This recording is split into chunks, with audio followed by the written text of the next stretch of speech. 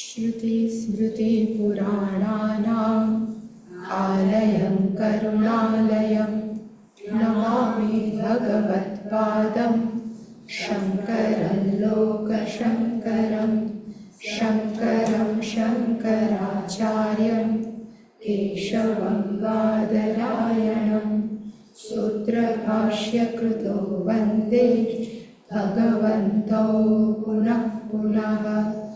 ईश्वरो गुरुरात्मेति मूर्तिभेदविभागिने व्योमवद्व्याप्तदेहाय दक्षिणामूर्तये नमः। गुकारस्त्वन्धकारो वै ऋकारस्तन्निवर्तकः अन्धकारनिरोधित्वात् गुरुरित्यभिधीयते। सदाशिवसमारम्भां शङ्कराचार्यमध्यमाम् अस्मदाचार्यपर्यन्तां वन्दे गुरुपरम्पराम्। ॐ सहनाववतु सहनौ भुनक्तु सह वीर्यं करवावहै तेजस्विनावधीतमस्तु मा विद्विषावहै। ॐ शान्ति शान्ति शान्तिः।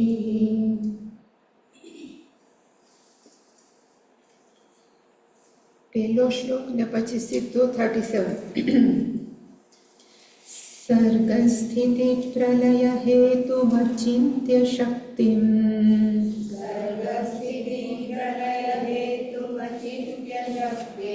विश्वेश्वरं विदित विश्वमनन्तमूर्तिं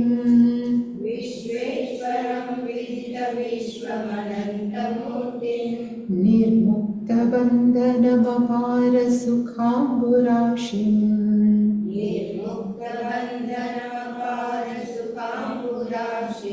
श्रीवल्लभं विमलबोधघनं नमामि।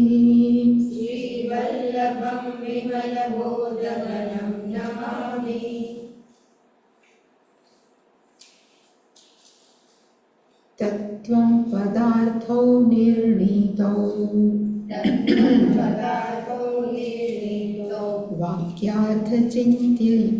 वाक्यार्थश्चिन्त्यते धुना तादात्म्यमत्र वाक्यार्थः तयोरेव पदार्थयोः संसर्गो वा विशिष्टो वा वाक्यार्थो नात्र सम्मतः अखण्डेकरसत्वेन वाक्यार्थो विदुषाम्मतः प्रत्यग्बोधो य आभाति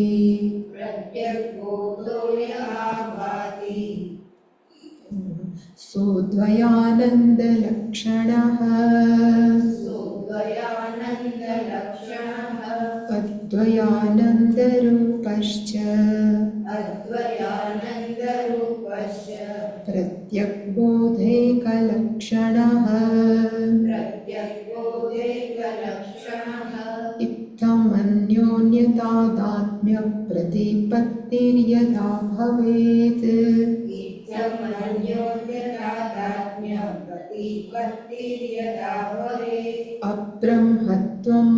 अब्रह्मत्वं तमर्थस्य व्यावर्तेत तदेव हि तदर्थस्य पारोक्ष्यम् यद्येवं किं ततः शृणु पूर्णानन्देकरूपेण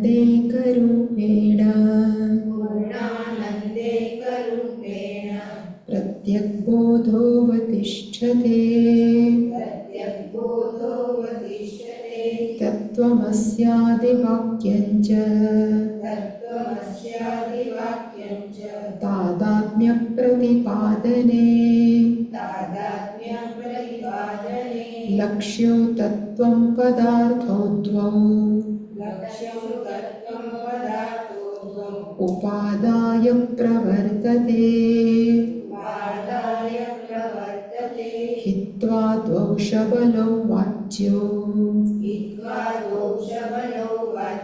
वाक्यं वाक्यार्थबोधने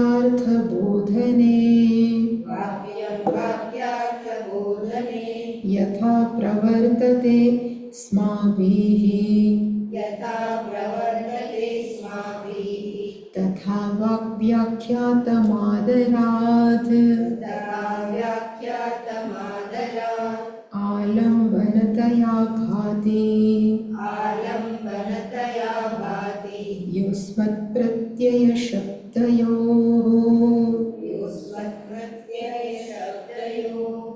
अन्तःकरणसंभिन्नबोधः सत्त्वं पदाभिदः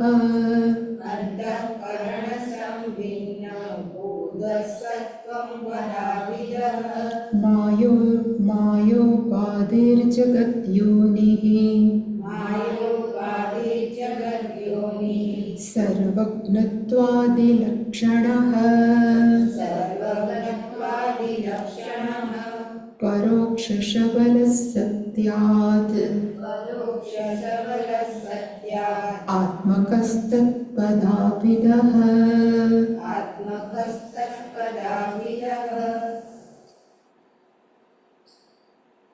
વાક્યવૃત્તિની અંદર 11 થી 27 શ્લોક ત્વમ શબ્દ અન્વેષણ કે તત્વમ હું કોણ છું એ શબ્દનું એનાલિસિસ કે વિશ્લેષણ કે અન્વેષણ 28 થી 36 શ્લોક એ તત્ શબ્દ અન્વેષણ તત્વમસીની અંદર તત્ શબ્દનું વિશ્લેષણ છે એ 28 to 36 અને 37 to 47 37 થી 47 એ 80 પદ તાદાત્મ્ય તત્ અને ત્વમનું તાદાત્મ્યનું નિરૂપણ કરવામાં આવ્યું છે અને આપણે 37મો શ્લોક ગઈકાલે જોયો હતો અને એમાં એવું આપણે જોયું હતું કે તત્ ત્વમ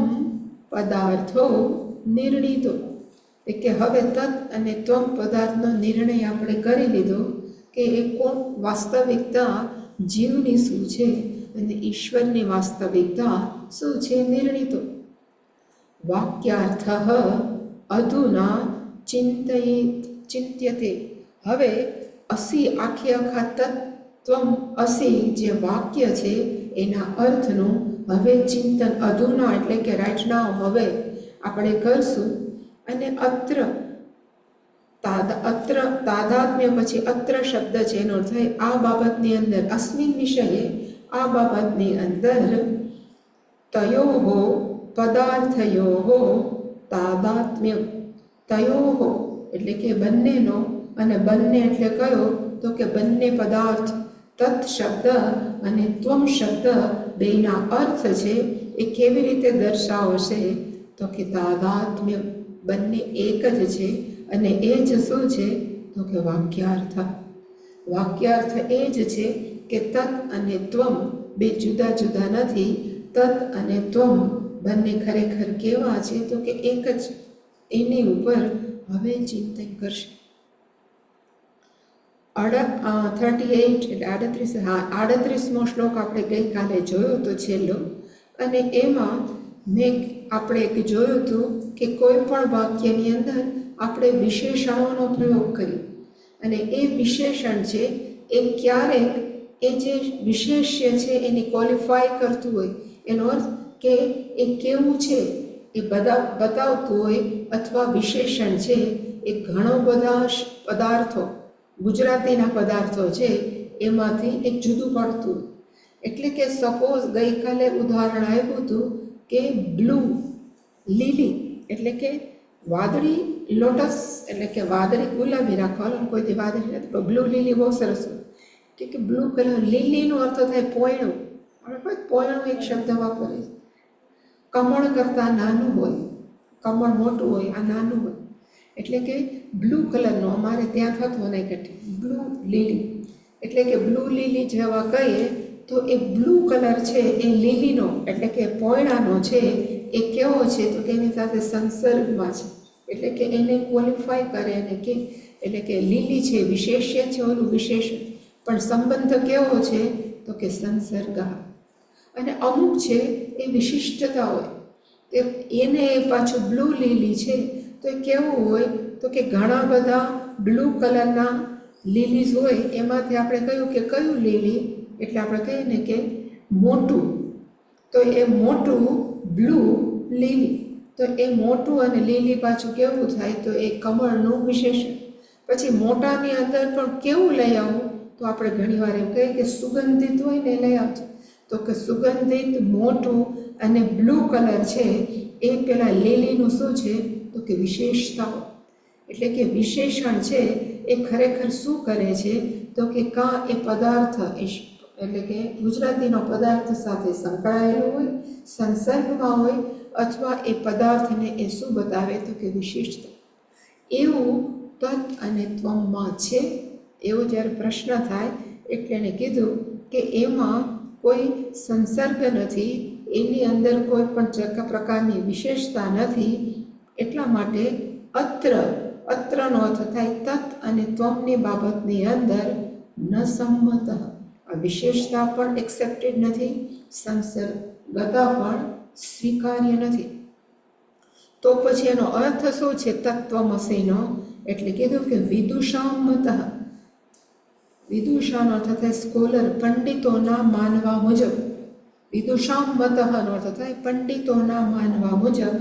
વાક્યાર્થ તત્વમસી જે વાક્ય છે એનો અર્થ શું થાય તો કે અખંડ એક રસત્વેન. બંને જણા છે એ કેવા છે તો કે કોઈ પણ પ્રકારના ભાગ વગર. ખંડ કહે આપણે કહીએ ને કે ભાઈ એશિયા ખંડ, પછી આફ્રિકા ખંડ, ટોટલ કેટલા છે? સપ્તદ્વીપા વસુંધરા, 7 પ્રકારના આપણે કોન્ટિનેન્ટલ કહીએ દ્વીપ. એવી રીતે એશિયા ખંડ છે, પછી આફ્રિકા ખંડ છે, પછી યુએસ ખંડ છે, ઓસ્ટ્રેલિયા ખંડ છે. એવી રીતે 7 ખંડ છે. એનો અર્થ થાય એક પૃથ્વી 7 ભાગની અંદર વહેંચાયેલી છે. પણ જ્યારે આપણે કહીએ અખંડનો અર્થ થાય એમાં કોઈ પણ પ્રકારના ભાગ નથી. એવી જ રીતે તત્ અને ત્વમ લાગે બે જુદા જુદા ખંડ છે, પણ ખરેખર જોવા જાય તો એની અંદર અખંડ, બંને જુદા નથી. બંને કેવા છે? આપણે કે એશિયા જુદો ને આફ્રિકા જુદો, પણ ખરેખર જોવા જાય તો એશિયા અને આફ્રિકા ખરેખર જુદા નથી. બીજી દ્રષ્ટિએ જોવા થાય એવી રીતે તત્ અને ત્વમ છે એ જુદા નથી. બંને કેવા છે તો કે અખંડ. અને અખંડ શું કામ છે તો કે એક રસત્વેન. તત્નું પણ સ્વરૂપ કયું છે તો કે ચૈતન્ય તત્વ. ત્વમનું પણ સ્વરૂપ કયું છે તો કે ચૈતન્ય તત્વ. એટલે કે ચૈતન્ય તત્વ છે એ એક રસપણે તત્વમાં પણ છે અને ત્વમમાં પણ છે. એટલે એ લખ્યું કે અખંડ એક રસત્વેન વાક્યાર્થ. તત્વમ અસી નો અર્થ શું થાય છે શબ્દ વાક્યનો તો કે બધા જુદા જુદા લાગે છે પણ અખંડ એક રસત્વે. આપણે 38મો શ્લોક જોયું તો 39, એટલે કે હવે 39મો શ્લોક.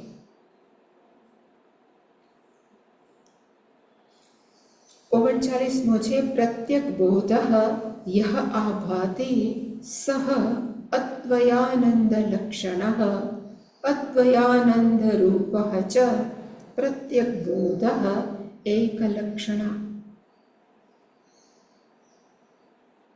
એક છે ને આપણે બોલીએ ઘણી વાર વિશિષ્ટ અદ્વૈત, અદ્વૈતની બધી જાત જાતની ફિલોસોફી છે ને, એમાં વિશિષ્ટ અદ્વૈતવાળા શું કે અમે ભગવાનના કેવા છીએ તો કે અંશ. જ્યારે દ્વૈતવાળા શું કે તો કે અમે સાવ જુદા, ભગવાન એ જુદા ને અમે જુદા, આપણે ભગવાન જેવા થઈ જ, એટલે એવા ભાવથી બોલે, એટલે કે હું જુદો ને ભગવાન જુદો. જ્યારે વિશિષ્ટ અદ્વૈત શું બોલે કે પરમાત્માના આપણે કેવા છીએ તો કે અંશ, અંશ પણ જુદો, અંશી પણ જુદો. આ કે એના જેવું છે કે ભારત દેશ છે, પણ ભારત દેશનો અંશ કયો છે તો કે ગુજરાત. એટલે જ્યારે આપણે એમ કહીએ કે ગુજરાત છે ને એ ભારતમાં છે, પણ ભારત માત્ર ગુજરાત નથી. એવી રીતે આ લોકો શું કે વિશિષ્ટ અદ્વૈત કે ભાઈ આપણે કોણ છીએ તો કે ઈશ્વરનો અંશ છીએ, પણ ઈશ્વર છીએ આપણે નથી, કારણ કે એવા તો કેટલાય અંશો છે. એવી રીતે જ્યારે માણસ માને ત્યારે આપણે ઈશ્વરથી શું થયું તો કે હજી અંતર રાખ્યું. પણ આની અંદર એવા કેટલાય, જો કે આપણા ગીતામાં છે બધામાં, કે ખરેખર શ્રુતિ શું બતાવવામાં આવે કે તત્વમાં છે એ ત્વમમાં છે અને ત્વમમાં છે એ તત્વમાં છે, તો સાયકલ પૂરું થાય. નહીંતર માણસને ઇન્ફ્યોરિટી કોમ્પ્લેક્સ તો રહી જાય, ભગવાન તો બહુ મહાન, હું તો કોણ તો કે અંશ જેવો નાનો અંશ. એવું નથી, જે ભગવાનનું સ્વરૂપ છે એ જ સ્વરૂપ કોનું છે તો કે મારું. એટલે અહીંયા લખ્યું છે કે યહ આભાતિ, આભાતિનો અર્થ થાય આપણને અભિવ્યક્ત થાય છે. યહ તત્વ, જે તત્વ આપણી સામે એટલે કે આપણી અંદર આપણને હંમેશા અનુભવાય છે. કેવી રીતે અનુભવાય છે તો કે પ્રત્યક બોધ, પ્રત્યક જ્યાં જ્યાં પણ શબ્દ આવે તો પ્રત્યકનો અર્થ થાય ઇનર સાઇડ, અંદર, એટલે કહેવાય પ્રત્યક. એટલે જ્યારે આપણે વિચારીએ કે હું કોણ છું ત્યારે આપણે બહાર ન વિચારીએ, હું છું, અંદર હું છું, એ અંદર જે હું પણ લાગે એને કહેવાય પ્રત્યેગાત્મા. જે પ્રત્યેગાત્મા કહે છે ને એનો અર્થ ઇનસાઇડ, મારી અંદર જે ચૈતન્ય તત્વ છે એને કહેવાય પ્રત્યેગાત્મા. એટલે કે માણસ યહ આભાતિ, માણસ જ્યારે વિચારે કે હું કોણ છું, હું કોણ છું, ત્યારે એને મનમાં શું લાગે છે તો કે અહમ પ્રત્યક બોધ. અહીંયા બોધનો અર્થ જ્ઞાન નહીં, પણ ચૈતન્ય તત્વ.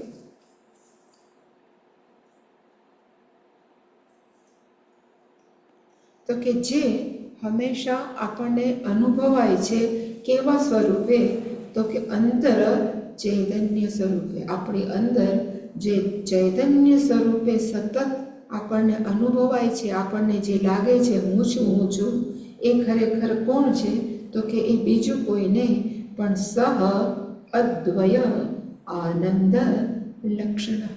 એ તત્વ બીજું કોઈ નહીં પણ એ કેવું સ્વરૂપ છે તો કે આનંદ. પણ આનંદ કેવો તો કે દ્વૈતવાળો નહીં, અદ્વય. અદ્વય આનંદ, કે પરમાત્મા છે કે ચૈતન્ય તત્વ કે બ્રહ્મ કેવું છે, એકમેવ અદ્વિતીય. ત્યાં કોઈ પણ પ્રકારના ભાગ નથી. અને કયા પદથી હંમેશા આપણે સમજવું તો કે એક જ અનંતમ.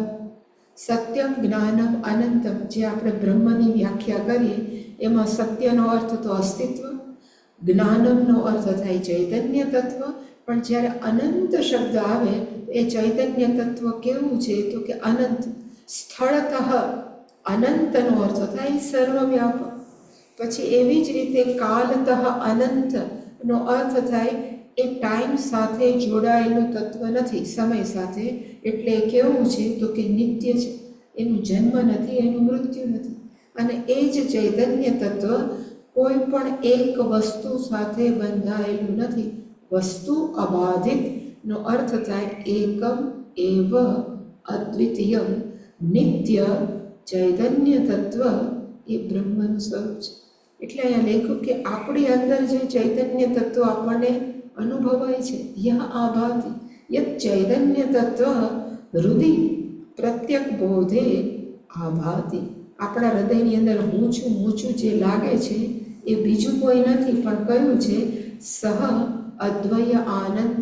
એટલે કે અદ્વયનો આનંદનો અર્થ થાય એ જ એકમ એક અદ્વિતીય ચૈતન્ય તત્વ છે, જે સર્વવ્યાપક છે. એ આપણી અંદર એ જ છે. પહેલાંના જમાનામાં પરિકર આપતા, ખબર છે પરિકર? આપણે નાના હતા ને તો પરિકર કાણાવાળું હોય, એટલે આપણે આમ કરીને કાણું કરીને પછી આમ ચકરડું કરતા.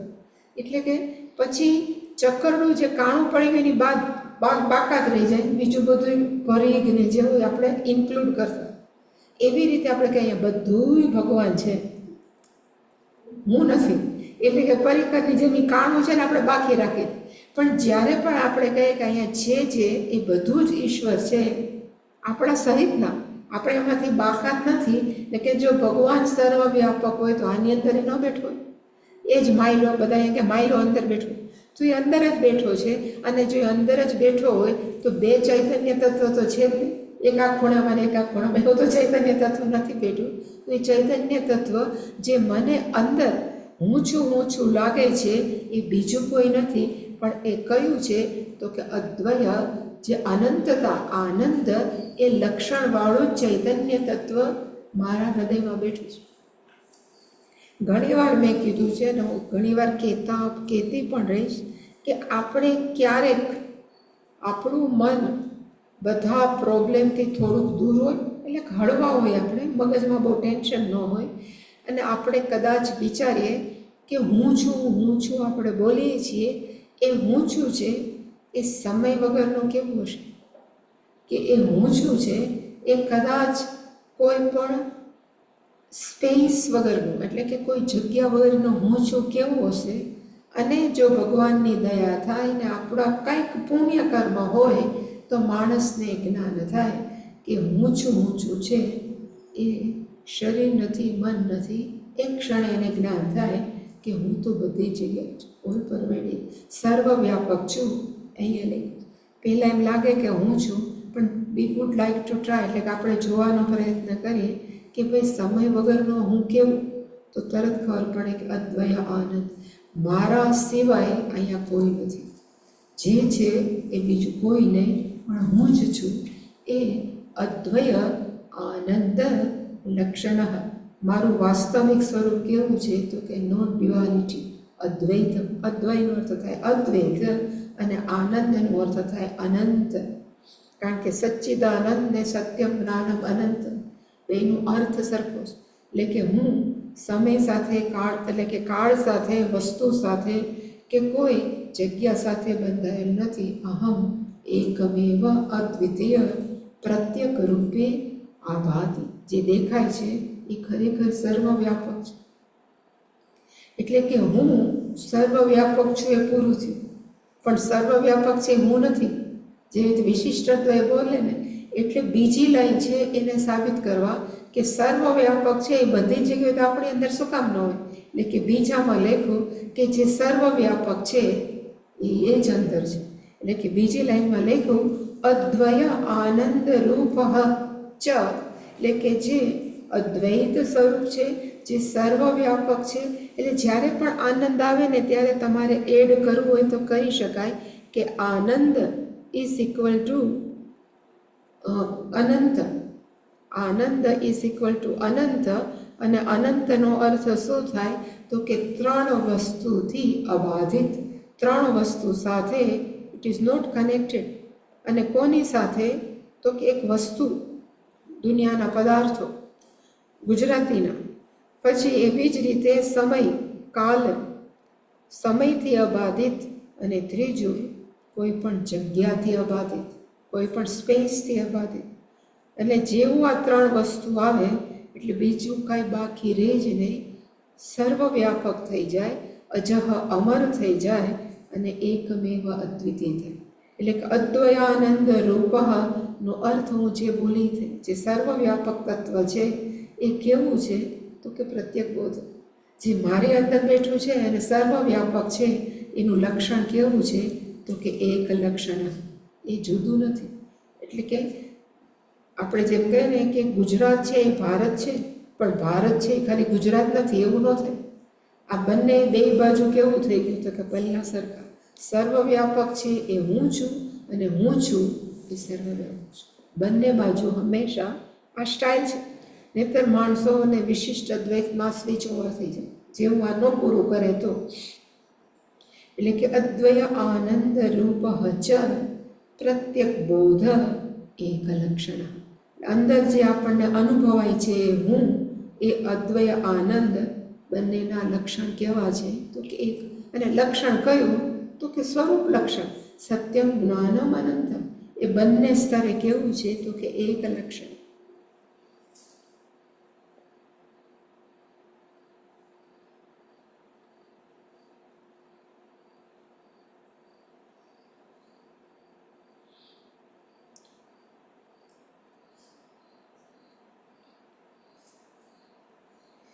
ચાલીસ અને 41 જે શ્લોક છે ને, આમાં બે સાથે છે. હું જે વાંચું છું એમાં 40માં શ્લોકનું ફળ કથન, એવું જ્યાં વાંચતી હતી સવારે, એમાં છે કે જેને આ ખરેખર આત્મસાત થાય, બોલીને નહીં પણ જે ખરેખર સમજી જાય, એના મનમાંથી દ્વૈતપણું જતું રહે. દ્વૈતપણું જતું રહે એનો અર્થ એવો નથી બધું એક થઈ જાય, પણ દ્વૈતપણાનો અર્થ થાય બધું જ વિવિધ હોવા છતાં વિવિધતાની અંદર એકતા જોઈ શકે, એને કહેવાય દ્વૈતપણું જતું. ધારો કે રામકૃષ્ણ પરમહંસે કે તેને એમનું થાય કે અહીંયા છે બધું આ એક જ છે, પણ જેવી રીતે સોનીને ખબર પડે કે હાર છે, ચૂડલા છે, ઇયરિંગ છે, વીંટી છે, ભલે બધું જુદું જુદું છે તો સોનું છે. જે રીતે કુંભારને થાય કે ઘણા બધા ઘડાઓ છે, માટી તો એક જ છે, એવી જ રીતે જ્ઞાનીને ખબર પડે કે માણસો જુદા, વ્યવહારો જુદા, વિચારો જુદા, પણ તત્વ કેવું છે તો કે એક. એ 40માં શ્લોકનું ફળ કે દ્વૈત હાનિ સ્યાત, એના મનમાંથી. અને માણસોને કોઈ પણ પ્રકારની તકલીફ, દુઃખ, સંસાર ક્યારે હોય છે તો કે દ્વૈતથી. તૈત્રીય ઉપનિષદમાં એક મંત્ર છે, દ્વૈતાત દ્વયમ ભવતી. જ્યારે દ્વૈત છે તો માણસોને શું લાગે તો કે બીક. બીકનો અર્થ એવો નથી કે માત્ર મરી જાઓ, પણ દ્વૈત હોય તો કમ્પેરિઝન થાય, દ્વૈત હોય તો આગળ પાછળ હોય, દ્વૈત હોય તો હું જુદો ને તું જુદો હો.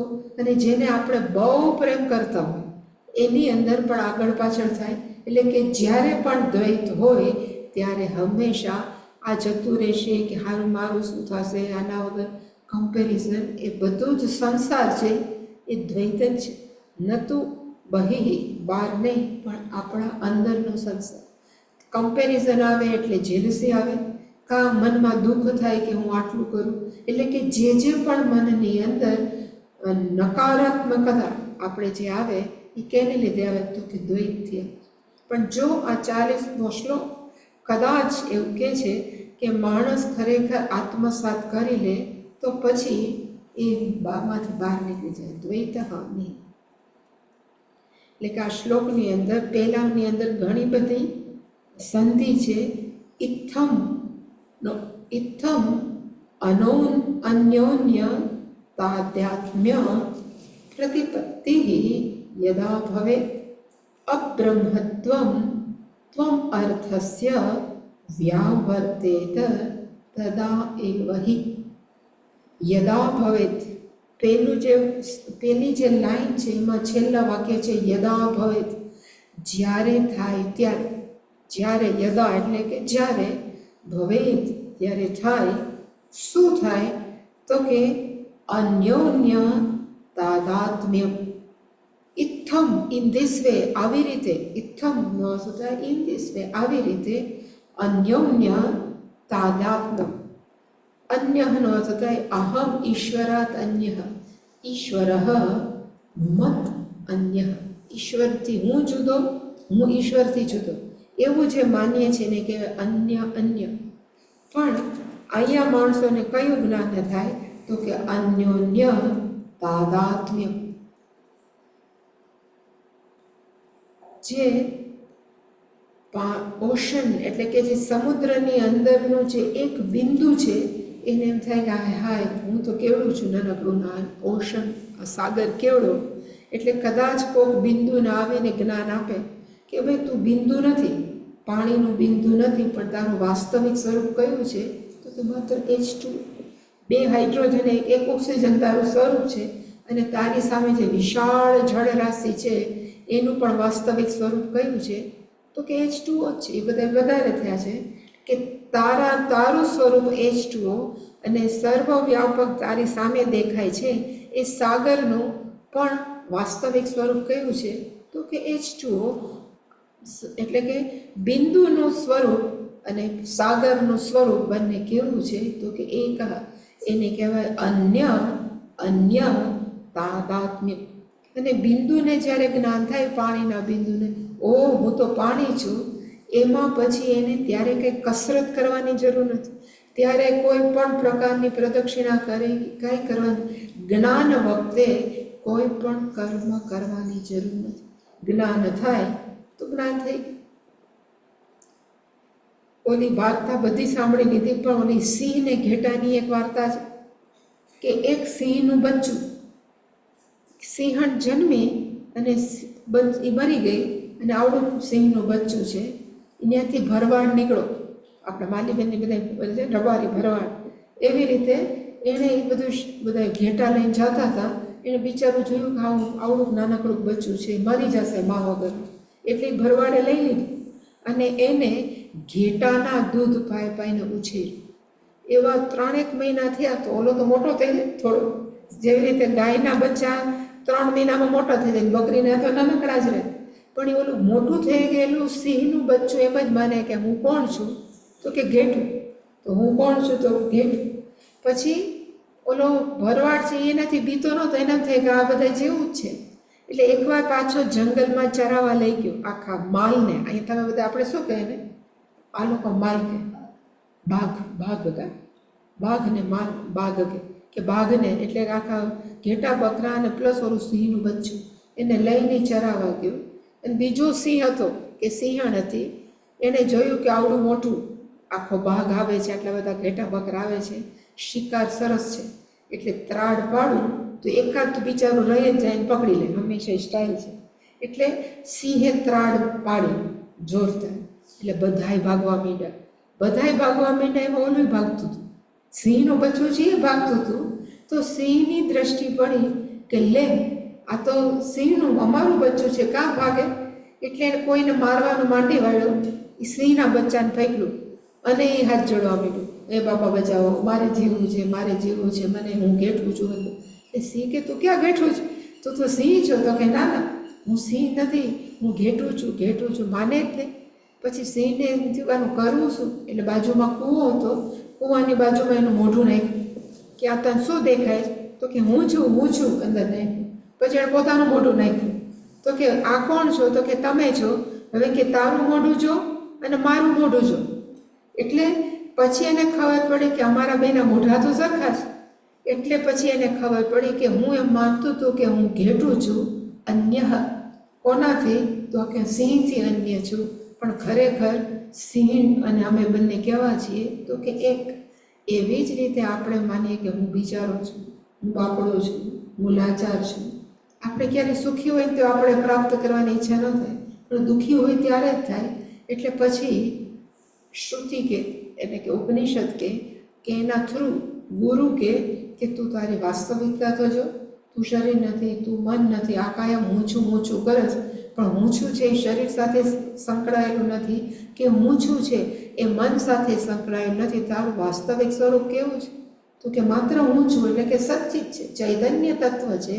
અને જે સર્વવ્યાપક ચૈતન્ય તત્વ છે એ પણ કેવું છે એનું વાસ્તવિક સ્વરૂપ? તો કે ચૈતન્ય. એટલે કે અન્ય તાદાત્મ્ય પ્રતિપત્તિ, એટલે કે જ્ઞાન. જ્યારે યદા, એટલે કે જ્યારે અન્ય તાદાત્મ્યમ ઇત્થમ ભવેત, જ્યારે જે અજ્ઞાની માણસ છે એને મનમાં થયા કરે કે હું બિચારો, પણ એ વ્યક્તિના મનમાં જ્યારે ખબર પડે કે હું કોણ છું, તો કે માત્ર ચૈતન્ય સ્વરૂપ. અને કેવી રીતે? ઇત્થમની અંદર આપણે કહી શકીએ કે પંચકોશ પ્રક્રિયા દ્વારા કે કાર્યકારણ પ્રક્રિયા દ્વારા, કોઈ પણ પ્રક્રિયા દ્વારા ઇત્થમ. કારણ કે આપણે કહીએ ને કે આને લીધે, ઇત્થમ નો તો ઇન ધીસ વે, આ પ્રકાર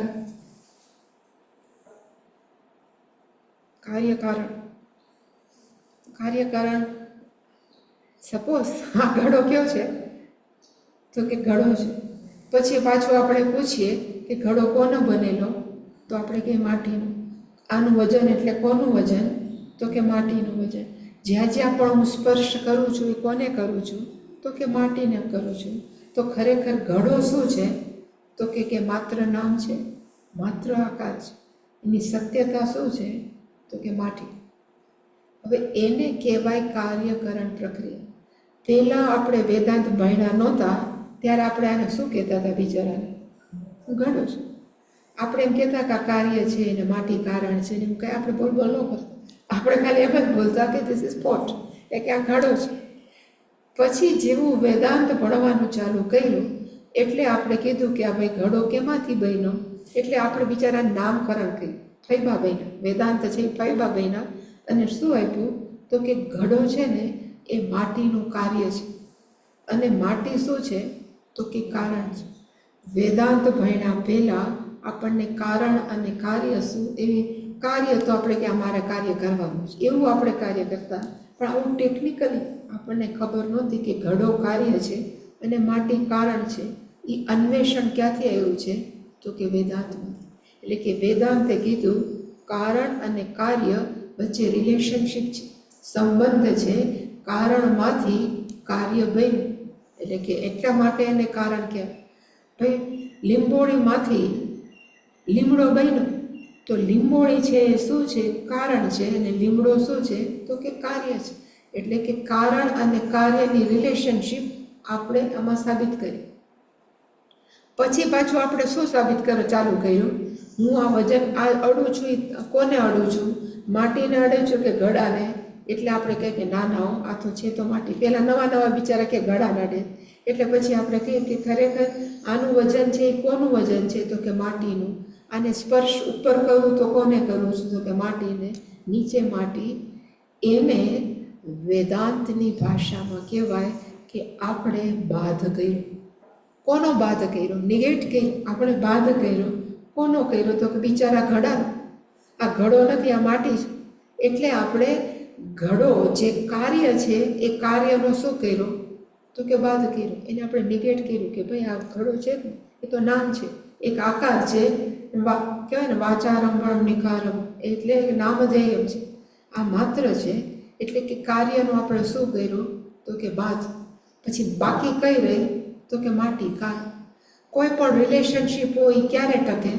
બે વસ્તુ હોય ત્યારે જ ને. કાર્યનો બાદ થઈ ગયો તો કારણ ન રહ્યું.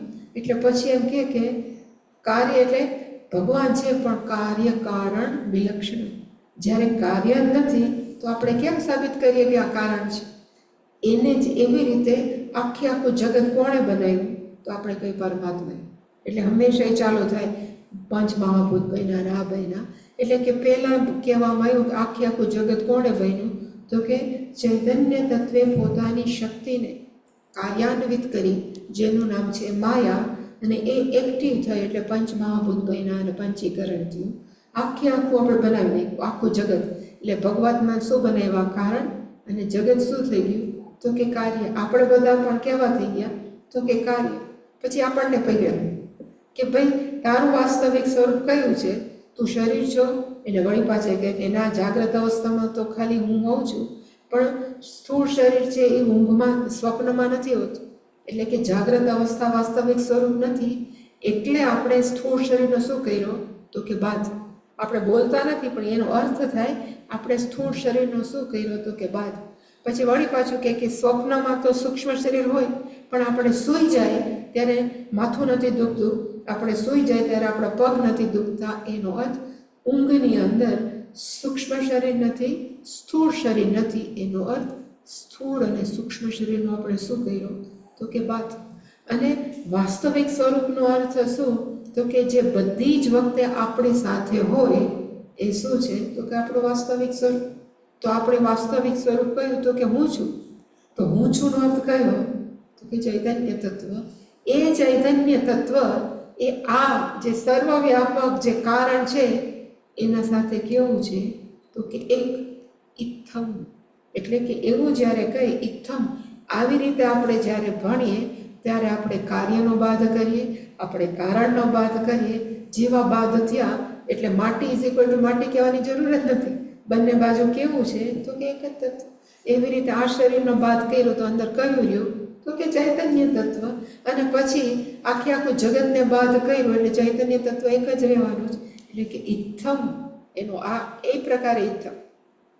એવી રીતે અન્ય અન્ય તાદાત્મ્ય. આપણા સ્થૂળ વ્યક્તિગત શરીરમાં રહેલું ચૈતન્ય તત્વ અન્ય અને સર્વવ્યાપક અન્ય, એ બંને કેવું થઈ ગયું? તાદાત્મ્ય પ્રતિપત્તિ, આપણા મગજમાં બેસી ગયું, ગોઠી ગયું. અને ત્યારે એનો અર્થ શું થાય? ત્યારે આપણા મનમાંથી અબ્રહ્મત્વમ વ્યાવર્તેત. અત્યાર સુધી કોઈ કેમ કે તું બ્રહ્મ છો, હાય હાય હું ક્યાંથી હોઉં? પણ એકવાર આ તાદાત્મ્ય આપણા મનમાં બેસી ગયું એટલે કે અબ્રહ્મત્વ, હું બ્રહ્મ નથી, એ જતું. વ્યાવર્તેત, ઇટ ગોઝ, ઇટ કહેવાય ને પરમેનન્ટલી જતું રહે. અને એ જ તદા, એ જ ત્વમ અર્થસ્ય. એ ત્વમ શબ્દ છે, એનો અર્થ કયો? તો કે શરીર મન વગરનો હું છું. અને જે બી હું છું ખબર પડી એટલે અબ્રહ્મત્વમ, હું બ્રહ્મ નથી, એ જતું રહ્યું. હું માત્ર ચૈતન્ય તત્વ છે, એ જ વ્યાવર્તેત. એટલે છે ને તૈત્રીય ઉપનિષદમાં લખ્યું છે કે ન બિભેતી કુતશ્ચનેતિ. જેને આ જ્ઞાન થઈ જાય કે હું બ્રહ્મ છું, જેના મનમાંથી અબ્રહ્મત્વમ નીકળી ગયું, હું બ્રહ્મ છું અને ઊંધું કહ્યું તો હું બ્રહ્મ નથી, એને અહીં શબ્દ લખ્યો અબ્રહ્મત્વમ. એટલે કે હું બ્રહ્મ નથી એ મનમાંથી નીકળી ગયું, એનો અર્થ હું બ્રહ્મ છું. એવું જ્યારે થયું ત્યારે તૈત્રીય ઉપનિષદમાં લખ્યું કે માણસની અંદરથી બધા જ પ્રકારની બીક નીકળી ગઈ. કોણ મારું શું કરશે, મને શું કરશે, એ બધું શું થઈ ગયું? તો કે નીકળી ગયું. કારણ કે અબ્રહ્મત્વમ વ્યાવર્તેત. વ્યાવર્તેત એનો અર્થ થાય ઇટ ગોઝ અવે, જતું રહ્યું. હું બ્રહ્મ નથી એ ખ્યાલ જતું રહ્યું. કોને? એટલે આ બધામાં લખે છે કે જે નચિકેતા જેવા હોય ને એને ઓન ધ સ્પોટ જ્ઞાન થાય. આ તો પછી ચિત્ત શુદ્ધિ કર્યા કરે, એક વખત એવું આવે ખબર પડે ઓ હું તો બ્રહ્મ જ છું, એટલે હું બ્રહ્મ નથી. વ્યાવર્તેત. અને એ જ શું છે? તો કે એ જ ત્વમ અર્થસ્ય. એ ત્વમ જે તત્વમસીની અંદર તું શબ્દ કે હું શબ્દ છે, એનો આ અર્થ છે કે હું અબ્રહ્મ નથી, પણ હું કોણ છું? તો કે અહમ બ્રહ્મ એ. એટલે જેવું આ ખબર પડી એટલે દ્વૈત હાનિ. એટલે લખ્યું કે દ્વૈત હાનિ. મગજમાં બ્રહ્મ તત્વ હું આ ખબર પડી પછી આ જ્ઞાન થાય ને પછી એનો અર્થ એવો નથી કે અહીંયા બધું ખાલી ચૈતન્ય તત્વ જ દેખાય. પણ જ્ઞાનીને ખબર પડે કે બ્રહ્મ પ્લસ નામરૂપ છે.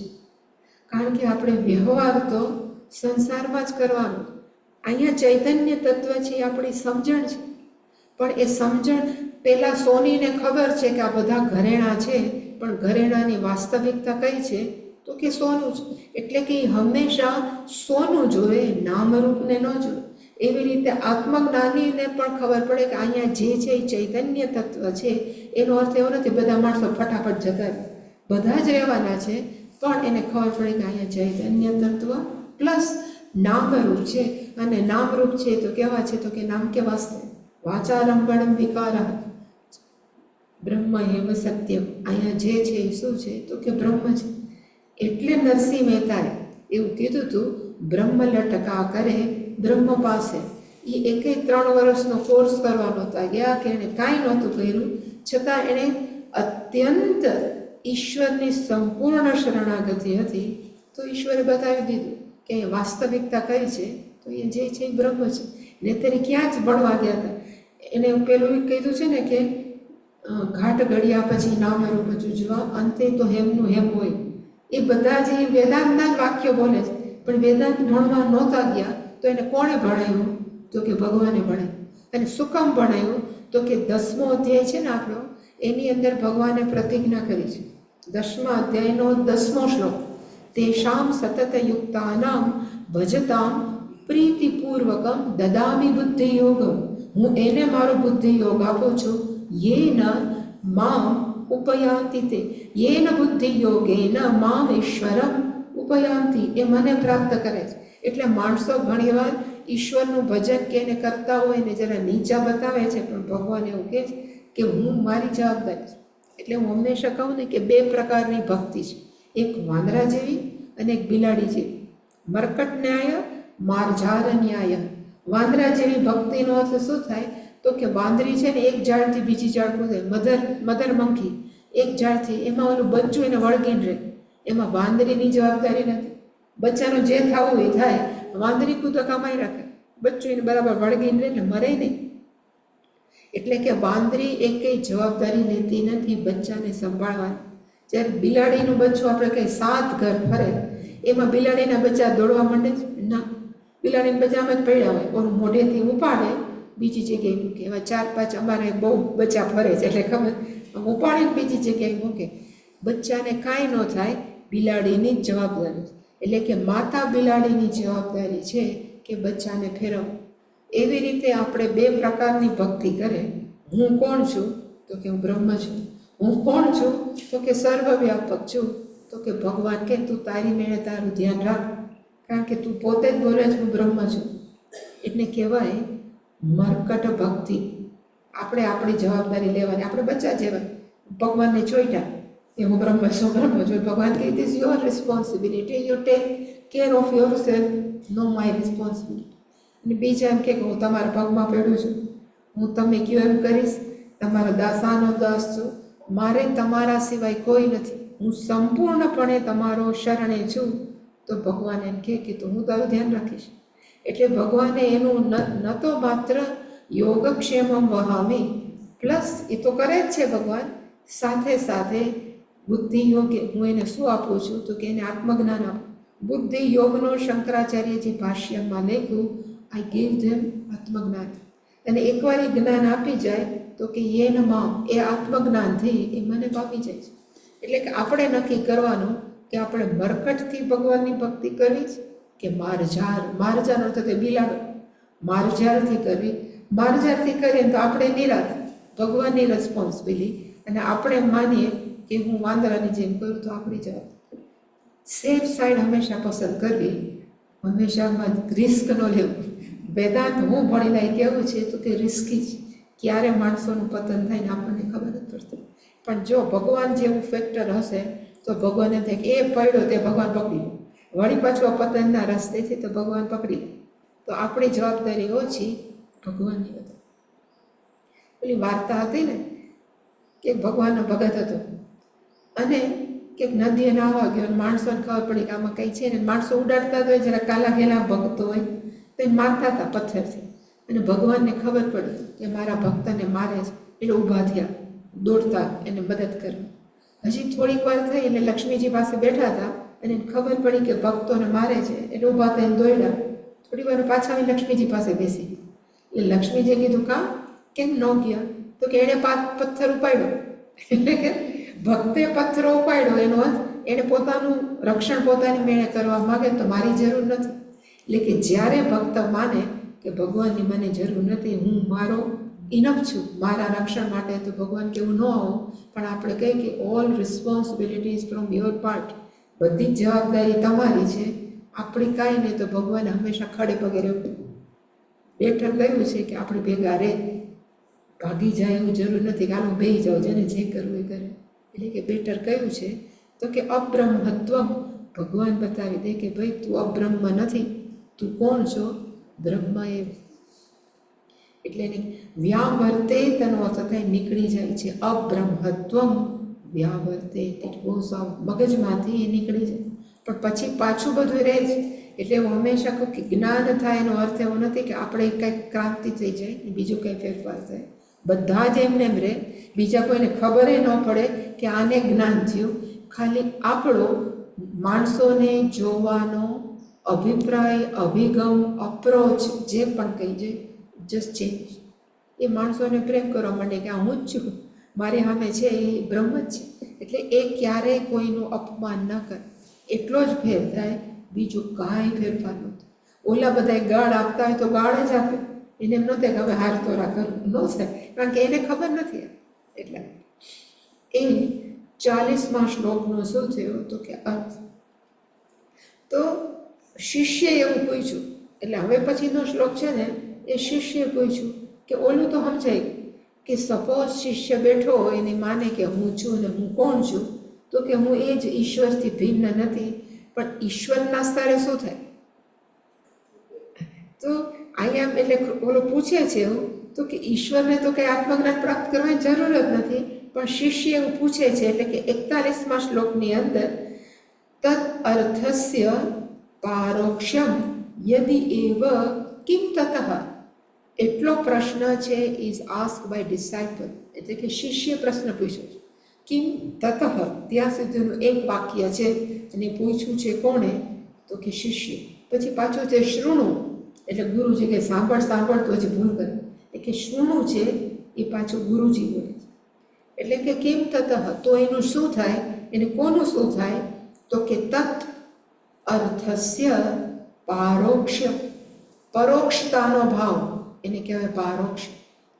આપણે ઘણી વાર કહીએ ને કે ઉદ્યોગને લગતું ઔદ્યોગિક, પછી એવી જ રીતે આપણે કહીએ ને કે જનકને લગતું તો જાનકી, એટલે કોકને કંઈક લગતું હોય ને તો એ પ્રમાણે એની વૃદ્ધિ થઈ શકે. પરોક્ષને લગતું પારોક્ષ, એટલે કોકને કંઈ નવો શબ્દ છે એવું નથી, પરોક્ષ. અને કોનું? તો કે તત અર્થસ્ય પરોક્ષતા, જે તત્ શબ્દ છે તત્વમસીની અંદર, એ તત્ શબ્દ છે એની પરોક્ષતા માટે કિમ તતઃ, હવે તમે એને કેમ સમજાવશો? ઓલો તો બિચારો સમજી ગયો કે અમે બે અબ્રહ્મ છું ને બધું, તો કે એને તો કંઈ ખબર, એટલે કે ઈશ્વરની બાબતમાં જોવા જાય તો એને એક કસરત કરવાની જરૂર જ નથી, ઈશ્વરને તો ખબર જ છે હું કોણ છું. એટલે ગુરુજીએ કીધું શૃણુ, હવે તું સાંભળ કે એ બાબતમાં શું છે. એટલે કે શૃણુ એટલે કે મે યુ લિસન, ઓલા કહે છે. અને કહે છે કે પૂર્ણ આનંદ એક રૂપેણ પ્રત્યક બોધ અવતિષ્ઠતે, એમાં કોઈ શિષ્યને એટલે કે ઈશ્વરને કાંઈ પણ કરવાની જરૂર નથી. પ્રત્યક બોધનો અર્થ પાછો એ જ થાય કે અંદર રહેલું ચૈતન્ય તત્વ, પ્રત્યક બોધ, એ પ્રત્યક બોધ અવતિષ્ઠતે રહે છે. કેવું રહે છે? તો કે પૂર્ણ આનંદ એક રૂપેણ, જે પણ કસરત કરવાની છે એ વ્યક્તિગત સ્તરે જ છે, ઈશ્વર સ્તરે કંઈ જરૂર જ નથી. ઈશ્વરને ખબર છે હું કોણ છું. એટલે પાછું એણે કીધું પ્રત્યક બોધ અપૂર્ણ આનંદ એક રૂપેણ અવતિષ્ઠતે, જ્યારે જ્ઞાન થાય છે ત્યારે અંદરનું હું છું છે એ તત્વ છે એ પૂર્ણ આનંદ એક રૂપેણ, એક એટલે વળી પાછું ઈશ્વરની અંદર જે પૂર્ણ આનંદ સ્વરૂપ છે એ સ્વરૂપ પ્રત્યેક બોધ એ મારી અંદર છે એવી રીતે અવતિષ્ઠતે, એવી રીતે રહે છે. પૂર્ણ આનંદ એક રૂપેણ અહમ અહમ અસ્તિ અસ્મિ અવતિષ્ઠતે, હું કોણ છું? તો કે સર્વવ્યાપક એક રૂપેણ, મારા સિવાય કાંઈ કોઈ નથી. આપણે છે ને ઓલો આપણો આવે છે ને દશશાંતિ મંત્ર, એમાં છે ને અહમ વૃક્ષસ્ય રેરિવા કીર્તિ પૃષ્ઠં ગિરેરિવા, પછી ઉર્ધ્વ પવિત્રો વા વાજિન સમૃતમસ્મિ દ્રવિણગુમ સવર્ચસમ સુમેધામૃતો. એમાં જે ત્રિશંકુ ઋષિ છે એમ જ કહે છે અહમ વૃક્ષસ્ય રેરિવા, હું આખા સંસાર વૃક્ષનો કોણ છું? તો કે પ્રેરિત, મારા થકી આખો સંસાર. એ ક્યારે બોલે છે? જ્યારે આત્મજ્ઞાન થયું ત્યારે. હું શરીર નથી, હું મન નથી, હું માત્ર ચૈતન્ય તત્વ છું. અને એ ચૈતન્ય તત્વ ઇદમ જગત, આખા જગતનું શું છે? રેરિવા અહમ વૃક્ષસ્ય, અને વૃક્ષ એટલે સંસાર વૃક્ષ છે 15મા દેવ, એનો હું રેરી. અને કીર્તિ, મારી કીર્તિ બધે બાજુ, કારણ કે ઈશ્વરને કોણ નથી કે હું ને ઈશ્વર કોઈ જુદા નથી. એટલે કે મારી કીર્તિ કેવી છે? તો કે પહાડો ઉપરથી બધા એમ કહે છે કે ભગવાન જેવું કોઈ નથી. કોણ કરે? તો કે મારી કીર્તિ. કોઈક બીજા આપણે તેમ થાય કે ગાંડો થઈ ગયો, પણ એ લેવલથી બોલે છે કે કીર્તિ પૃષ્ઠમ ગિરેરી, ગીરા એટલે કે માઉન્ટેન, એના ઉપર ઉર્ધ્વ પવિત્રો, મારા જેવું પવિત્ર કોઈ નથી. અત્યંત પવિત્ર, ઉર્ધ્વ એટલે ઉત્કૃષ્ટ પવિત્ર, પાપ પુણ્ય રહિત. ઉર્ધ્વ પવિત્રો વાજિની, બસ વાજિનીનો અર્થ થાય અન્ન. હું બધા અન્નને હું શું કરું છું? તો કે પોષણ આપું. કારણ કે આપણને 15મા અધ્યાયમાં છે સોમો બુધવાર સાત, જે બધા આપણા અન્ન વાવીએ, વરસાદ બહુ પડે ને એટલે ખેડૂત મૂંઝાઈ જાય, એમ કે હવે બોલે ના, સરસ શબ્દ બોલે, ભૂલી ગઈ. હવે વાદળા તૂટે તો સારું એનું બોલે, બહુ બહુ કોમન શબ્દ છે. એટલે હેલી થઈ હોય એટલે 7 દિવસ સુધી વાદળા હોય, વાદળા હોય, વરાપ. એટલે એમ કે હવે વરાપ થાય તો સારું. વરાપનો અર્થ થાય સૂર્યના કિરણો આવે ને તે ઓલા છે ને બળી જાય, પાણીમાં રહે તો બધા માંડવી ને બધે ભૂલા થઈ જાય. એટલે એણે કીધું કે વરાપ નીકળે ને તો સૂર્યના કિરણો નીકળે, પાણીને સુકાય અને પછી એ ઓલા કેવા થાય તો કે પોષણ. એ વાજીની એટલે કે એ જે અન્નના કણો છે એને હું શું આપું છું તો કે પોષણ. એટલે એ વર્ણન ક્યારે કરી શકે? જ્યારે એને ખબર પડે કે પ્રત્યેક બોધ એક રૂપ પૂર્ણાનંદ, જે પૂર્ણ તત્વનું જે સ્વરૂપ છે અને પ્રત્યેક બોધ એ બંને કેવા છે? એક રૂપ અવતિષ્ઠતે. એટલે જ્યારે આત્મજ્ઞાનીના મોઢામાંથી જે શબ્દ નીકળે ને એ જે બોલે એ થાય. એટલે પૂજ્ય સ્વામીજી સત્ય સંકલ્પ કહેવાય. કારણ કે પૂજ્ય સ્વામીજી એટલે એને આત્મજ્ઞાન થયા પછી ખબર પડે કે અહમ ઈશ્વરાત્મ ભિન્ન, હું ઈશ્વરથી અલગ નથી. એટલે કે હું ને ઈશ્વર કેવા છીએ તો કે એટલે કે ઈશ્વર જે બોલે એ હંમેશા થાય, અને જે ઈશ્વર સાથે તાદાત્મ્ય કેળવતા હોય એ વ્યક્તિ જે બોલે એ થાય જ.